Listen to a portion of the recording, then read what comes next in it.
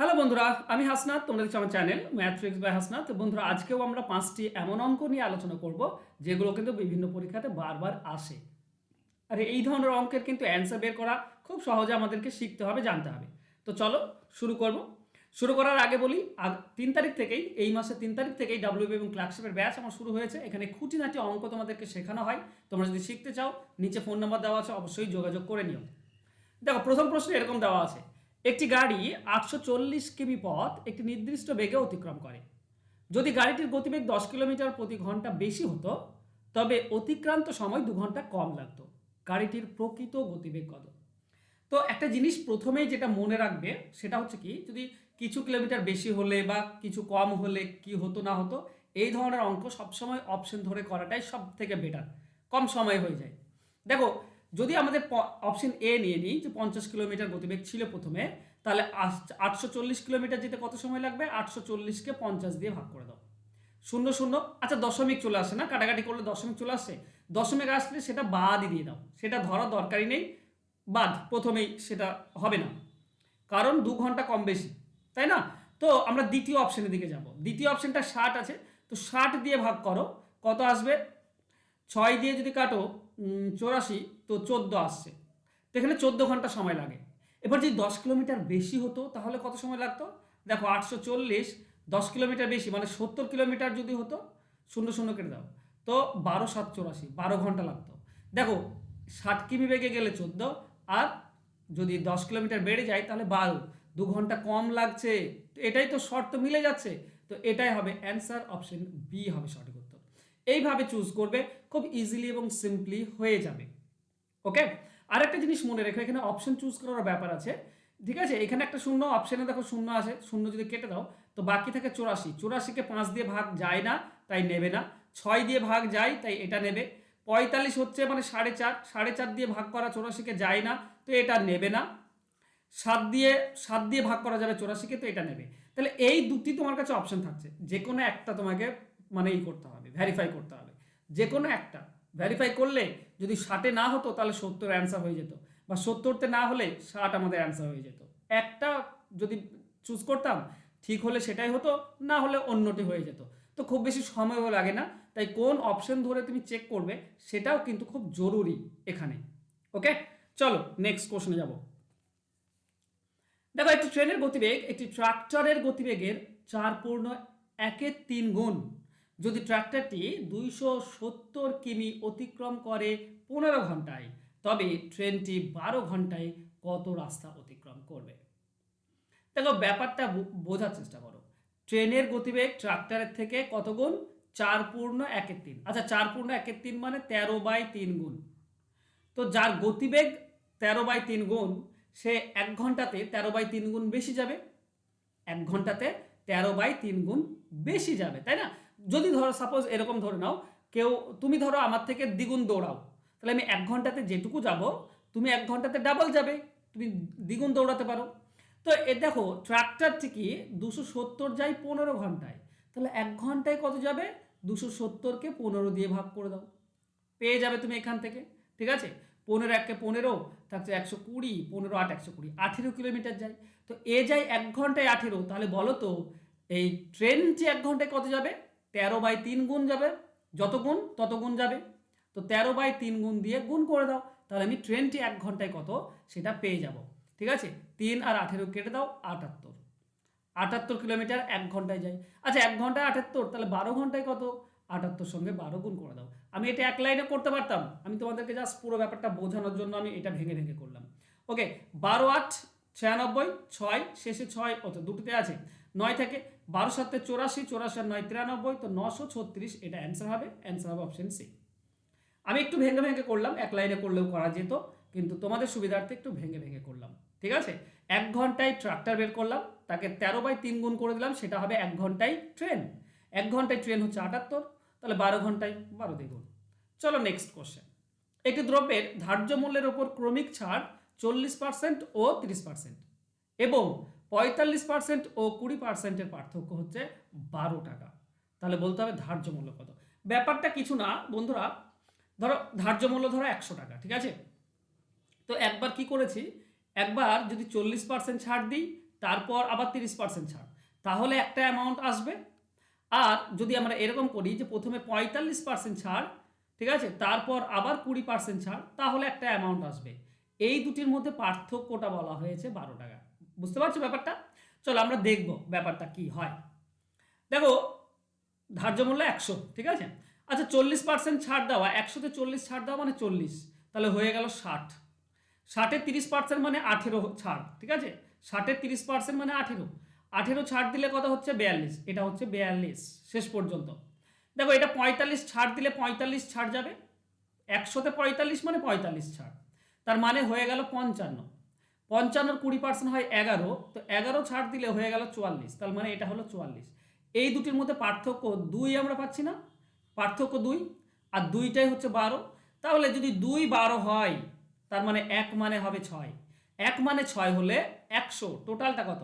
1 মানে 6, তো 100 মানে 600, এটাই আমাদের অ্যান্সার। তো অ্যান্সার হবে অপশন সি।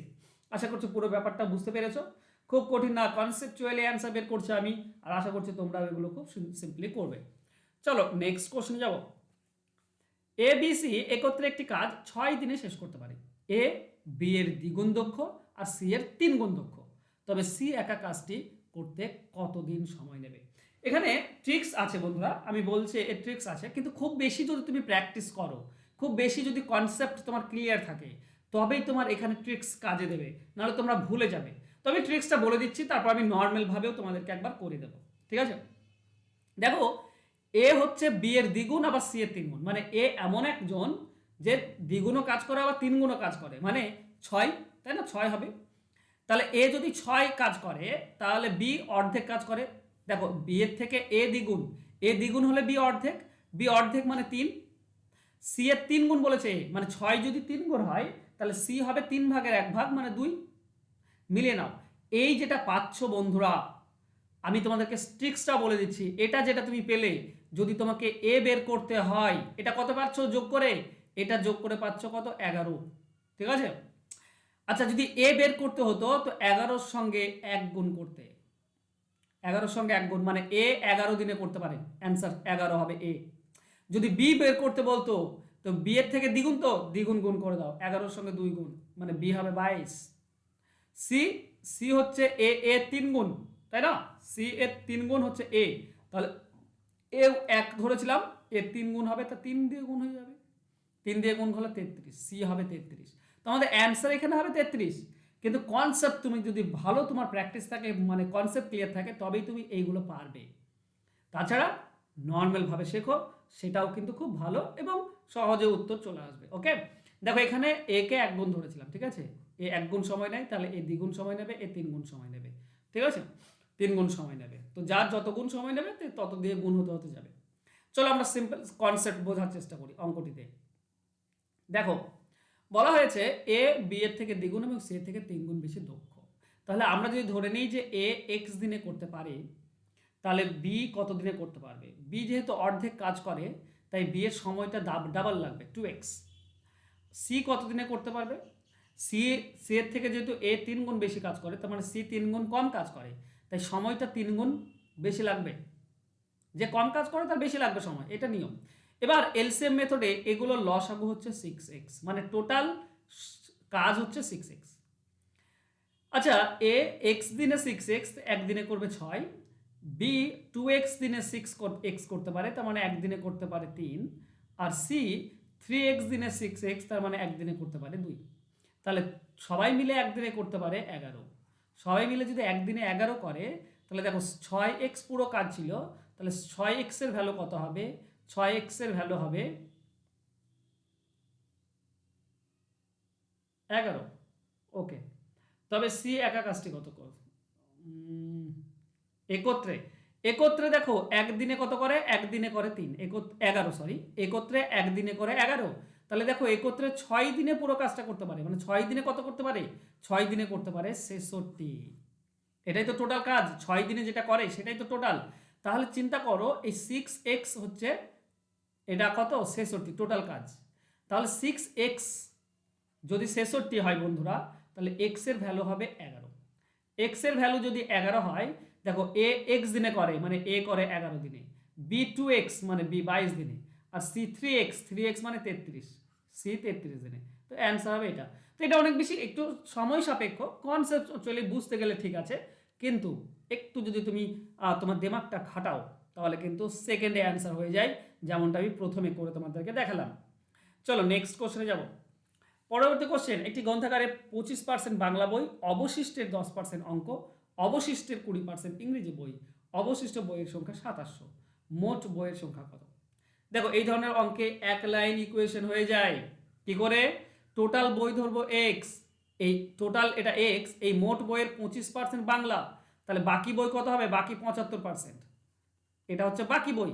এবার বলেছে বাকি বইয়ের 10% অঙ্ক, এটা বাকি বই, এর 10% যদি অঙ্ক হয় তাহলে বাকি কত থাকে? বাকি 90% বই আলাদা বই, এটা বাকি বই পড়ে থাকলো। এই বাকি বইয়ের 20% ইংরেজি আছে, তাহলে আরও বাকি বই কত আছে? বাকি বই 80% আছে, তো 80 ডিভাইডেড বাই 100, এইটা হচ্ছে অবশিষ্ট বাকি পড়ে থাকা বই, যেখান থেকে বাংলা, অঙ্ক এবং ইংরেজি বাদ চলে গেল, এটাই হচ্ছে 2700। ক্লিয়ার? দেখো উপরের দুটি শূন্য তুমি নিচের দুটি শূন্য কাটবে না, এ পাশে দুটি শূন্য কেটে দাও, এইদিকে 9-এর সঙ্গে এ পক্ষে 27 কাটলে তুমি 3 পাবে, ঠিক আছে? এই পক্ষের 3-এর সঙ্গে এ পক্ষের 75 কেটে দাও, তুমি 25 পাবে। 25-এর সঙ্গে 100 কাটলে 4 পাবে, 4-এর সঙ্গে 8 কাটলে তুমি 2 পাবে, আর 2-এর সঙ্গে 100 কাটলে তুমি 50 পাবে। তাহলে কি থাকছে? এক্স ইন্টু এক্স সমান করে দাও, এদিকে কিছুই নেই তো, মানে 1। দেখো নিচে কি আছে? 50 আর 100 নিচে আছে, এদিকে গেলে উপরে গুণ হয়ে যাবে, মানে 50 আর 100 গুণ হয়ে যাবে, ঠিক আছে? তার মানে 50 আর 100-র জন্য দুটি শূন্য, তো 5000, এটা হবে অ্যান্সার। অ্যান্সার হবে অপশন ডি। এক লাইনের ইকুয়েশনে করলাম না, সহজ জিনিস, আশা করছি বুঝতে পেরেছ। বন্ধুরা এইভাবে তোমরা যদি অঙ্ক শিখতে চাও চ্যাপ্টার ধরে ধরে, তাহলে আমার নতুন ব্যাচে ভর্তি হতে পারো, সবে মাত্র শুরু হয়েছে। এখানে অঙ্কের খুঁটিনাটি তোমরা পেয়ে যাবে, ফুল কনসেপ্ট পাবে, শর্টকাট ট্রিক্স শিখতে পারবে, প্রিলিমেন্স দুটোই আছে এখানে, তো ডাব্লিউপির জন্য শুধুমাত্র মেন্সই রয়েছে, তো অবশ্যই পুরোটাই তুমি জিরো থেকে অ্যাডভান্স পেয়ে যাবে। প্রতিটি ক্লাস লাইভ হয়, থাকবে recorded class, PDF file, study material, এই সমস্ত কিছু। 6 মাসের কোর্স, 299 টাকা হচ্ছে কোর্স ফি, ফোন নাম্বার নিচে দেওয়া আছে। এছাড়া একটা জিনিস বলি, তোমাদেরকে স্টাডি মেটেরিয়াল দেওয়া হয় অন্যান্য সাবজেক্টের, current affairs, GK, static GK বলো বা জিকে বলো, পেয়ে যাবে। তুমি জিওগ্রাফি, ইতিহাস, ইকোনমিক্স, তোমার কারেন্ট অ্যাফেয়ার্স, এই সমস্ত কিছু কিন্তু স্টাডি মেটেরিয়াল প্রোভাইড করা হয় তোমাদের অন্যান্য সাবজেক্টের জন্য। কিন্তু অঙ্ক আমি ক্লাসে তোমাদেরকে চ্যাপ্টার ধরে ধরে শেখাই, তো অঙ্ক শিখতে চাইলে তাড়াতাড়ি ভর্তি হয়ে যাও, যত দেরি করবে তত কিন্তু লস হয়ে যাবে। আর অঙ্ক তোমাকে শিখতেই হবে, অঙ্ককে এড়িয়ে গেলে কি কখনোই তোমার ভালো রেজাল্ট হবে না, এটা মনে রেখো। ওকে, তাই অঙ্ককে এড়িয়ে না গিয়ে অঙ্ক শেখো, বাস বাজিমাত হয়ে যাবে। চলো দেখা হচ্ছে নেক্সট ক্লাসে। ক্লাস ভালো লাগলে অবশ্যই লাইক, কমেন্ট এবং শেয়ার করো, আর যারা সাবস্ক্রাইব করনি চ্যানেলটিকে প্লিজ সাবস্ক্রাইব করে নাও।